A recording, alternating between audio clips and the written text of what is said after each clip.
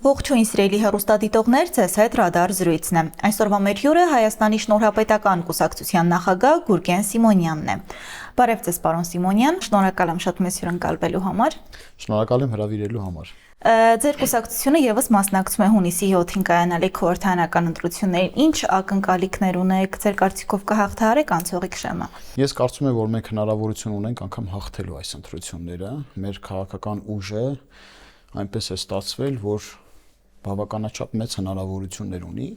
Այնուամենայնիվ ես ուզում եմ ասել, որ մենք պատրաստ ենք 3 սցենարներ ինել։ Անգամ չանցնելուն, անգամ անցնելուն, բայց ոչ առաջի տեղով, եւ անգամ հաղթանակին, եւ այդ 3 սցենարներից ամենաճգնաժամայինը մեզ համար համարում ենք հաղթանակը, որտեղ մենք պատկերացնում ենք պետության ընդհանուր իրավիճակը ինչ բարդ է, եւ դու պարտավորություն է ստանձնում, որ այդ բարդ իրավիճակում երբևիցե որևէ ապակառուցողական կամ անհարկի գործողություններ չանես, այլ ընդհակառակը ավելացնես եւ շենացնես ու հզորացնես պետությունը։ 3 սցենարն էլ ակտուալ են եւ ռեալ։ Իսկ ինչով են ձեր հիմնական ծրագրերն ու առաջարկները տարբերվում ընդդիմությունից եւ իշխանությունից։ Ընդդիմությունը միանշանակ իմ գնահատմամբ դեպի ռուսական ուղղությունը հակված է։ Եվ ես կարծում եմ, որ այս արհավիրքներից հետո, եթե հայկական պետականությունը ռուսական ուղեցրից դուրս չպրծնի, ապա մենք մոտ ժամանակներս գոյութենական հարց ենք ունենալու։ Իսկ իշխանությունները ես չեմ հավատում, որ իրականում կոչված են եւ քայլեր են անում այդ իրականությունից դուրս պրծնելու։ Եթե 2023 թվականին ես արձանագրեի, որ հավասարարժեք քայլեր են կատարվում դեպի Եվրամիություն ընթանալու եւ Ռուսաստանի հետ կապերը խզելու ՀԱՊԿ-ի հետ, ԱՊՀ-ի հետ, ԵԱՏՄ-ի հետ, ապա շատ ավելի նպատակահարմար կլիներ ջանքերը կոնսոլիդացնելու, ոչ թե հակընդդեմ ուժ ձևավորելու։ Այդ իսկ պատճառով ես համարում եմ, որ ներկայիս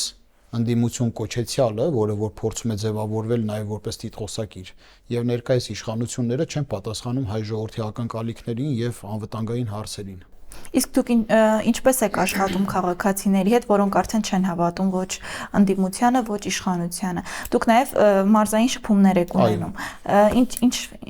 տրամադրությամբ են մարդիկ։ Գիտեք, մարդկանց ընկալումներում մի քիչ այլ նշանակություն կա, նրանք նախկին եւ ներկա իրավիճակներ այդքան սուր չեն տանում, նրանք համարում են, որ առհասարակ երկուսն էլ ցախողված են, եւ նախկինները եւ ներկաները, բայց իրենք ներքին ատելություն միմյանց նկատմամբ չունեն, անգամ ճամբարները։ Շատ է եղել, որ բազմաթիվ այլ ճամբարներից հետևորդներ կային, որ ասել են ես փաստացի այս կուսակցության անդամ եմ կամ շտաբի ներկայացուցիչ եմ կամ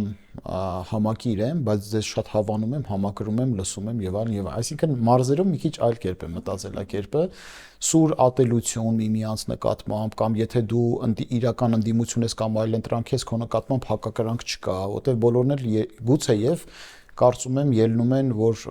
պետք է որ բոլոր ուժերը դուրս գային Հայաստանի Հանրապետության ազգային շահից։ Ավաղ ես մի քիչ չեմ հավատում, որ բոլոր ուժերն են դուրս գալիս Հայաստանի Հանրապետության ազգային շահից։ Հետևաբար մարզերում այցելությունները շատ ոգևորում է ինձ, մարդկանց մոտ ջերմություն եմ նկատում ես։ Դիրքավորումն էլ գիտեք ոնց ենք մենք ворթեգրել, մենք ոչ թե փորձում ենք համոզել չի կարելի։ Այն ուժը, որ սենց ջանասիրաբար համոզում, ասում են մենք լավն ենք, մենք փայլ ունենք, մենք հոյակապ ենք, մնացածը բանի պետք չեն, բան, ուրեմն տակը մի բան կա, նշանակում է ինքը ուզում է խափի կամ շղարշ գցի կամ չգիտեմ։ Ամենաիրականն է ոչ թե համոզելն է, այլ ցույց տալը, թե դու ով ես, ինչ ես քեզանից ներկայացնում, եւ բաց ընտրության մեջ մարդը ազատորեն պետք է քեզ ընտրի։ Ամենաիրական ընտրությունը, երբ որ մարդը որևէ կաշկանդվածություն չունենալով գնում է ընտրատեղամաս եւ քվեարկում է քեզ։ Մեր առաքելությունը հիմնական այցելությունների ընթացքում եւ առհասարակ թե մեդիա դաշտում կոչերն են, որ անպայման մասնակցեն ընտրությանը։ Մենք չենք ասում հենց գնացեք մեզ ընտրեք, թեպետ եւ մեր ծրագրերը ներկայացնելը դրա մեջ դա է պարունակում, որ գնան վստահեն մեր ծրագրերին։ Բայց միջև մեզ ընտրելու կոչը մենք ասում ենք գնացեք ընտրության, տեր կանգնեք ձեր քվեին, դարձեք քաղաքացի ի վերջո, որտեղ եթե ուզում եք ինքնիշխան պետություն ունենալ, դուք քաղաքացու կարգավիճակով պետք է հանդես գաք, դուք ինքներդ պետք է լինեք քաղաքացի, տեր կանգնեք, որտեղ պատկերացրեք, եթե զանգվածային ընտրություններին մասնակցելու աննախադեպ աճ լինի եւ զանգվածային հոսք լինի դեպի ընտրատեղամասեր, այն մեղադրանքները, որոնք որ հնչում են իշխանությունների հասցեին, որ իշխանությունները գուցե եւ կփորձեն վարչական ռեսուրս կիրառել, եւ այն մեղադրանքները, որոնք որ հնչում են մեծահարուստ ընդդիմության հասցեին, որ նրանք կփորձեն կաշառել եւ վարչական ռեսուրսի եւ կաշառված դեպքերի տոկոսային հարաբերակցությունը զգալի կիչնի, որտեվ նա էլ է սահմանափակ, ի վերջո նա էլ է սահմանափակ։ Այստեղ ազգային ավանդական մի ասույթ կա, ասացվածք, որ գեղ կանգնի, գերանքը կոտրի, չէ։ Հիմա համոզելն է, որ գյուղի ժողովուրդը, մեծ, մեր հսկայական սիրուն Հայաստանի ժողովուրդը քաղաքացիական պարտականությունը ստանձնի գնա ընտրությունների։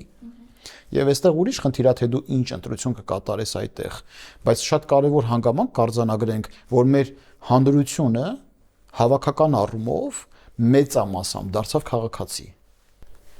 Պարոն Սիմոնյան, ձեր կուսակցությունը 1 տարի մի փոքր ավել ձևավորված կուսակցություն է։ Մի փոքր ավել։ Ահա։ Համարյա 1 տարի կլոր։ Ապրիլի 11-ին են գրանցվել անցյալ տարի։ Ինչ հաջողություններ է այս ընթացքում գրանցել։ Գիտեք, ես համարում եմ մի քիչ վերամբարձ չհնչի, քանի որ ես կուսակցության հիմնադիր նախագահն եմ, բայց ֆենոմենալ ինչ-որ բաներ եմ նկատում։ Այսքան կարճ ժամանակահատվածում այսքան ահռելի քանակությամբ աշխատանք կազմակերպչական բնույթի, մեր շուրջ հավաքվում են շատ արժեքավոր անհատներ,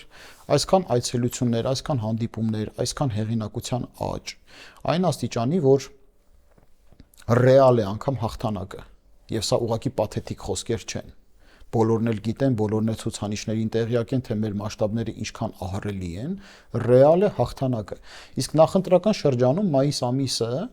հնարավորություն է տալիս թռիչքային զարգացման եւ թռիչքային բեկումնային հեղինակության աճի, վայրի վերումների, նկատի ունենալով նաեւ այն, որ գլխավոր օպոնենտները,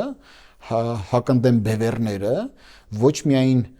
ճիշտ քայլերի հաջորդականություն են ապահովում, այլ նաեւ քաղաքական սխալներ են թույլ տալիս։ Այսինքն այդ քաղաքական կապիտալը, որ քաղաքական հեղինակություն է ըստ էության, սինուսոիդայի նշանակություն ունի, վերելքներ եւ վայրեջքներ։ Այդ իսկ պատճառով մենք գտնում ենք, որ մայիսին մեծ հավանականություն կա առաջանցիկ զարգացում ունենալու եւ ի վերջո հաղթելու։ Եվ մենք նպատակ ենք դրել հաղթանակի, թեպետև քիչ առաջ ասացի, որ 3 սցենարին էլ պատրաստ ենք։ Պարոն Սիմոնյան, վերջերս լրատվամիջոցում տեղեկություն տարածվեց, որ Շնորհապետական կուսակցությունը 86 միլիոն դրամի ֆինանսական մուտքեր է ունեցել, որից 8 միլիոն 71 հազարը նվիրատվություն է, հայտնի էր դարձել, որ նվիրատվության մեծ մասը 7 միլիոն 420 հազարը ներդրել եք դուք։ Ինչպես կմեկնաբանեք սա։ Ես 2024 թվականին հայտարարեցի իմ մուտքը քաղաքականություն, այդ գումարի մի մասը իմ անձնական խնայողություններն են եւ նվիրատվություններ, որոնք որ իմ հարազատները, իմ ընկերները դեռևս այն ժամանակահատվածում, որ կուսակցությունը գրանցված չէր, իրականացրեցին, կատարեցին, որը հայտարարագրերում իհարկե կա անշուշտ։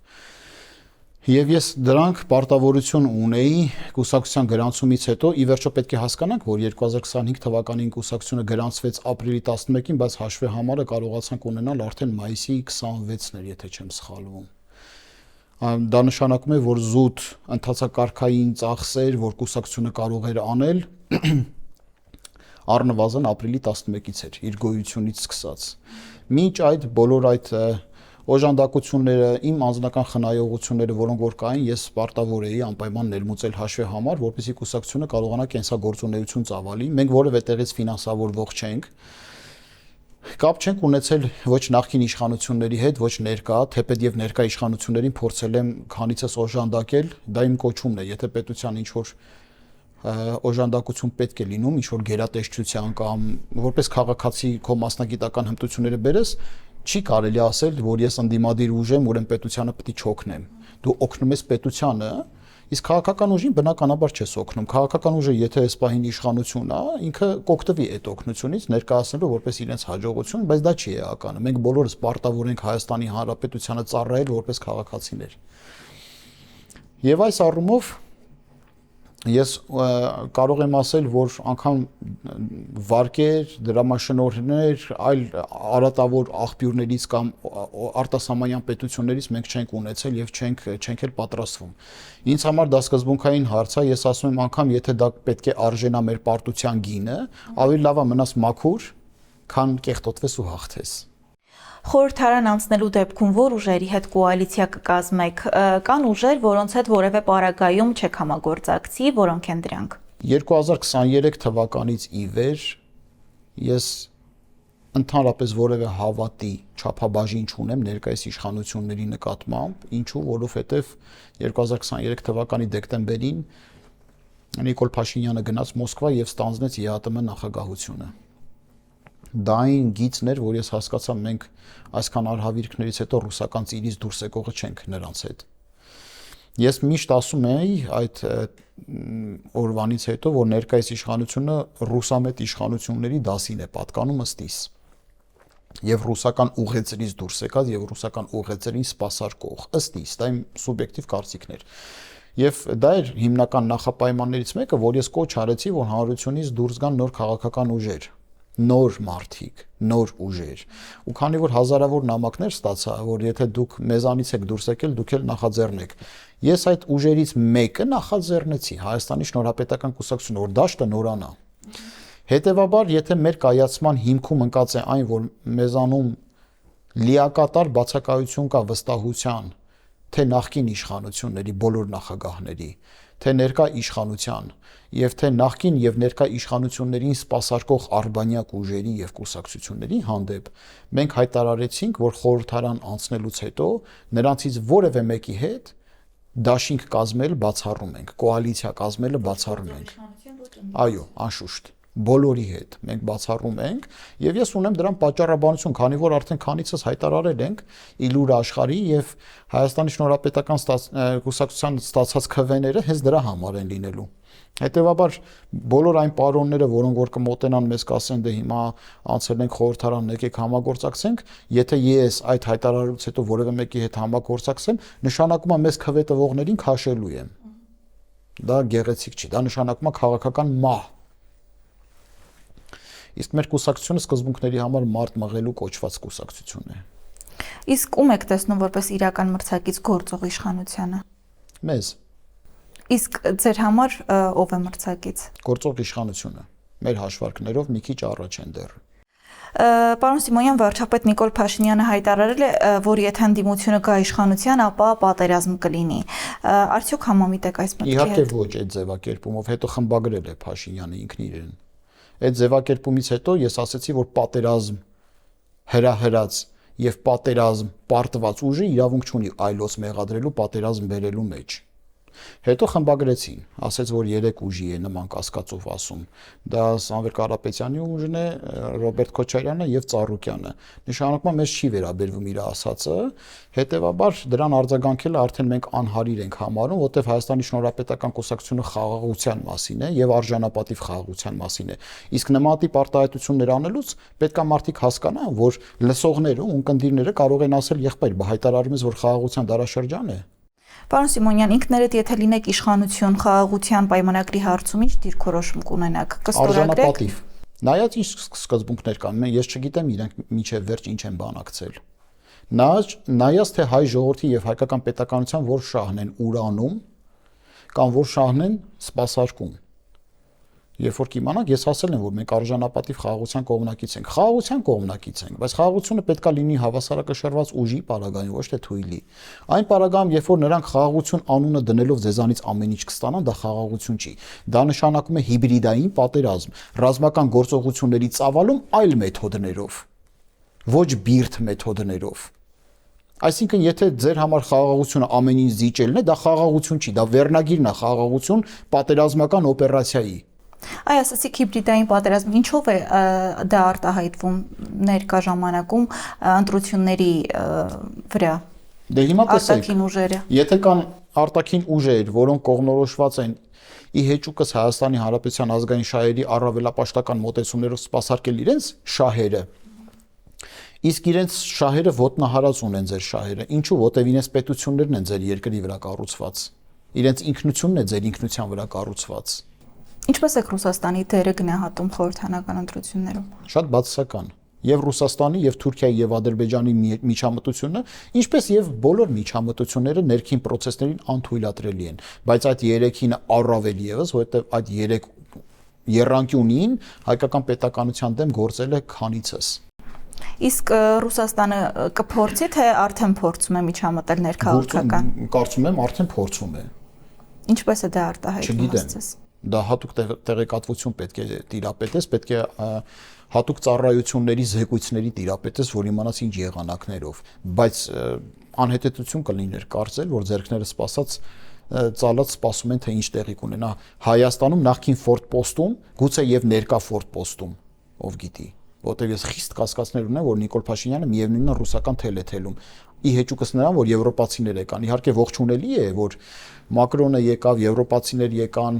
50 հոգյանոց պատվիրակություն եկավ, որտեղ արևմուտքն էլ իր ճնշման լծակներ ունի։ Ի վերջո Ուկրաինայի նախագահը եկավ, շատ հրաշալի է, ինչպես։ Ինչպես եք մեկնաբանում, որ եվրոպական մոտ 40-ից ավելի երկրի ներկայացուցիչ այստեղ էր։ Հայաստանը կարևոր է։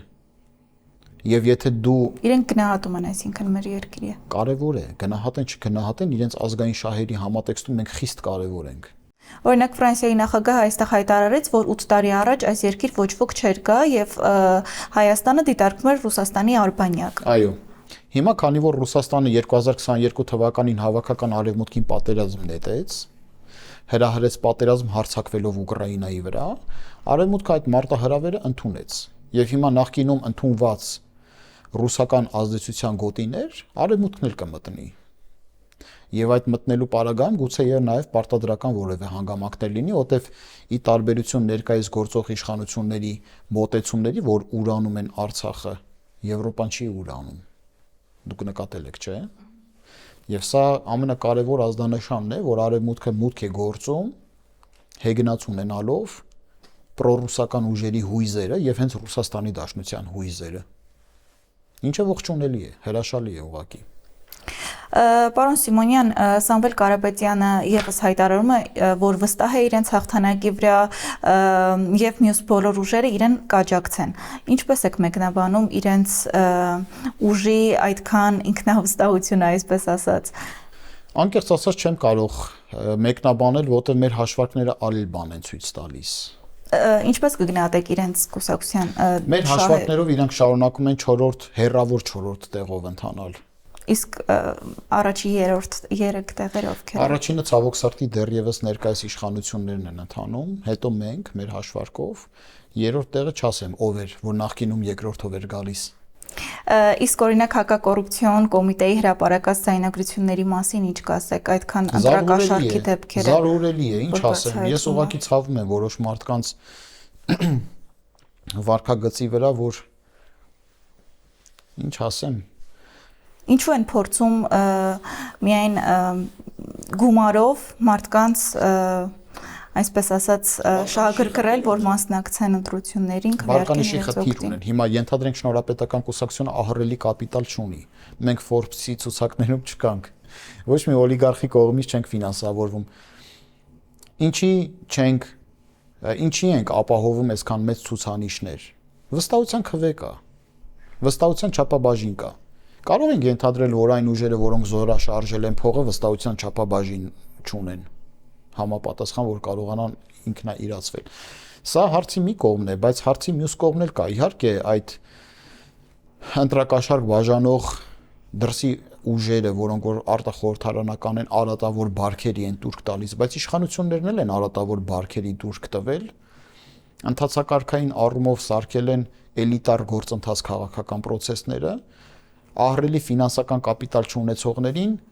փաստացի զրկելով հնարավորությունից։ Եթե մեր նման թափ ունեցող ինչ որ ուժ չլինի, չի կարողանա։ Անկեղծ եմ ասում, որովհետեւ քաղաքացիական նախաձեռնություն 0 շանս ունի։ Իսկ Ռոբերտ Քոչարյանը արդեն երկրորդ անգամ է իշխանափոխության հայտ ներկայացնում, հա։ Մարդիկ ըստ ձեզ նրան վստահելու խնդիր ունեն։ Մարդիկ ընդհանրապես նրան չեն վստահում։ Նրանց ցուցանիշը 1-2% է։ Այդ դեպքում ինչու են նա նորից հայտ ներկայացրել։ Չգիտեմ։ Ես ավելի շատ տարակուսած եմ լրատվամիջոցների վարքի վրա։ եւ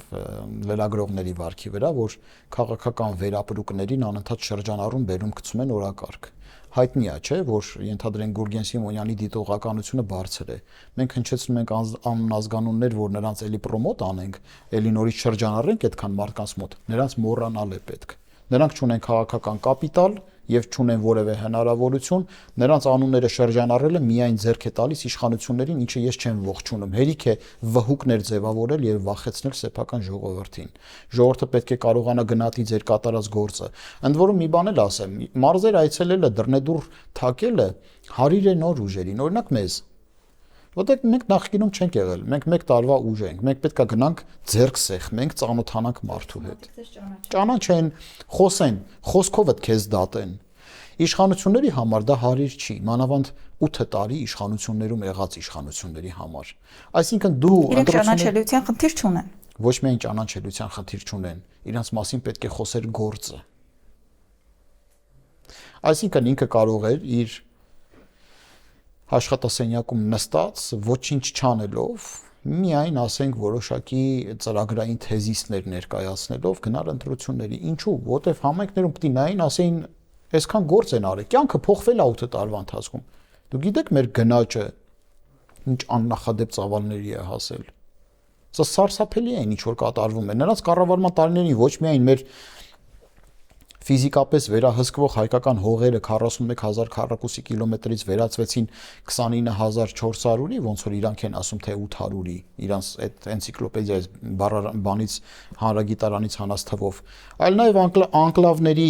վտանգը կախված է մեզ վրա, մի հատ տեսեք Տիգրանաշենը Google Map-երի վրա ոնց է գրված, ոչ մի պայքար չի տարվում այդ ուղղությամբ, այլ նաև 300,000 թուրքերի վերադարձի ռիսկ է կախված Հայաստանի Հանրապետության վրա, պետական պարտքը 10 անգամ համարյա աճել է, ձախողված է արտաքին քաղաքականությունը, Ռուսաստանից որևէ լծակ չի կտրվել։ Շարունակում եք մնալ ԱՊՀ-ում, շարունակում եք մնալ ՀԱՊԿ-ում, շարունակում եք մնալ ԵԱՏՄ-ում, էլ հեքիաթ կարող են չպատմել։ Մակրոնի հետ ողջագուրվելը շատ լավ է, բայց երկրի դիվանագիտական կողմնորոշումների մասին վկայում են ռազմաքաղաքական պայմանագրերը։ Դուք այլ բևեռի մաս եք դեռ շարունակում մնալ, ինչի մասին է խոսքը։ Կապանում, հեսա կգնաք Կապան կտենակ, հայտարարել են, չէ, որ գնում են Կապան։ Կապանից դուրս ես գալիս ադրբեջանական դրոշը դրված է եւ դա Հայաստանի Հանրապետության հողի վրա։ Ընդ որում իրենց հայտարարած տարածքներով Հայաստանի հողի վրա։ Պարոն Սիմոնյան, եթե անցնեք ու ձեր ձայնից կախված լինի, թե ով կլինի վարչապետում, կընտրեք։ Ես քիչ առաջ ասացի, որ որևէ մեկին նախկիններից եւ ներկաներից եւ նրանց արբանյակ ուժերից չենք միանալու։ Բացարձակ։ Իսկ օրինակ ձեր կուսակցությունը ինչպես է պաշտպանվելու արտաքին միջամտություններից, ազդեցությունից, ունեք կոնկրետ մեխանիզմներ։ Միանշանակ, գիտեք ինչ, ամեն ինչ ռիսկի մասին է խոսում, այդ թվում նաև առաջի դեմքի ֆիզիկական անվտանգության մասին է խոսում։ Բայց ով ասեց, որ առաջի դեմքը ավելի քիչ ռիսկի դիմելու հնարավորություն ունի, քան սահմանին կանգնած զինվորը։ Կամ որևէ մեկ առհասարակ մեր քաղաքացիներից։ Իմ արյունը ձեր արյունից չի տարբերվում, մենք կարմիր արյուն ունենք։ Ինչի պետքա դուք ավելի շատ ռիսկի դիմեք, քան ես, ենթադրենք։ Եթե դու գնացել ես դարձել ես առաջի գործող պաշտոնատար անհատականություն, անձ, դու պետության ամենակարևոր խրամատն ես պահում։ Պետք է պատրաստ լինես, անվտանգությունը թոքա, բայց ինչ կլինի, թող մի բան էլ Աստծո վրա։ Ժողովրդին մոբիլիզացրու։ Եթե քո պետության հնարավորությունները առայժմ չի ներում հավասարակշռելու արտաքին ուժերի ագրեսիայի մասշտաբները, դրանք կա երկու ճանապարհ կոմպենսացնելու։ Դաշնակիցների որոնում, օրինակ Ֆրանսիայի պոտենցիալի միջոցով կարող ես զսպիչ հանգամանքներ կիրառել, օրինակ Թուրքիայի նկատմամբ, նույն Էգեյան ծովում կղզիների նկատմամբ էքսպանսիան ո՞վ զսպեց։ Ֆրանսիան։ Միացյալ Նահանգների միջամտությամբ կարող ես այդ հավասարակշռությունը ապահովել եւ զորաշարժիր սփյուռքը դրսի հայերին բեր, ոչ թե ֆիզիկապես, այլ ներգրավվածությամբ, կուզենան ֆիզիկապես, թող ֆիզիկապես էլ գան, բայց մասնագետներ այնտեղ կան, ահռելի ֆինանսական կապիտալ ունեցող մարդիկ այնտեղ կան, ինչի՞ չեք Հայաստանը տալիս բոլոր հայերին, երկիրը բացեք, թող շնչի, թող գան, թող ներդնեն այստեղ, թող ամեն մեկը իր հնարավորությունները կապիտալիզացնի, մտավոր թռիչքներ ունենանք, տեխնոլոգիաներ զարգանան այստեղ, Ենթադրենք մի օդանավակայան տվեք, թող Ֆրանսիան բազա ունենա, Ռաֆալները բերի շարի տեղ։ Սկսեք կառուցել երկիրը, շենացնել երկիրը։ Ինչն է խանգարում էլի, հերիքա այդքան մեկը ոչ մի բան, ոչ մեկս ոչ մի բան չենք տանելու այն աշխարհ։ Պատմությունից էլ գիտենք, չէ՞։ Այո, ցոփ ու շվայտ կյանքը հաճելի է, բայց հարահոս հաճույքը այլասերում է մարդուն։ Մի քիչ էլ մտածեք ուրիշների մասին։ Ձեր կուսակցությունը ինչից է սկսելու։ Շատ կարևոր հարցեր կա, որ հաղթանակի պարագայում ինչ ենք անելու։ Առաջինը պետական կառավարման համակարգը պետք է փոխել։ Որտեւ այն պետական կառավարման համակարգը, որ գոյություն ունի հիմա, չի կարողանալու իր արժեվ դրված խնդիրները իրագործել։ Մենք գերատեսչությունների միջև միջգերատեսչական աստիճանակարգային եւ հորիզոնական կապ ենք հաստատելու, ինչի է դա կարեւոր։ Որտեւ եթե կա առաջադրանք, այդ առաջադրանքը լուծելու համար անուն ազգանուն պետք է լինի, այսինքն նշանակված անձ, որ պատասխան տա։ Որտեւ եթե խնդիր կա, անուն ազգանունը չկա, այդ խնդիրը օդում մնալու է, հրահանգը հիջեցնելու է, անդադ հրահանգը օդի մեջ է լինելու, կրկնվող մուլտիպլիկատիվ էֆեկտով կրկնվող գործառույթներ էլ կան տարբեր գերատեսչություններում եւ այլն եւ այլն։ Երկրորդ քայլով Հայաստանի Շնորհապետական կուսակցության առաջնորդը, եթե դառնում է պետության առաջնորդ, ինքը պետքա դադարի առաջին հերթին կուսակցության առաջնորդ լինելու սինդրոմից։ Դու պիտի դառնաս արդեն Հայաստանի Հանրապետության առաջնորդ, դրա ենթատեքստում կուսակցության առաջնորդ։ Դա ինչ է նշանակում, որ դու բարձրաստիճան պետական կառավարման համակարգի վճռորոշ պաշտոնները կուսակցականներին չպիտի տաս միայն։ Կուսակցության ներսում կան տաղանդավոր մարդիկ, որ կլինեն,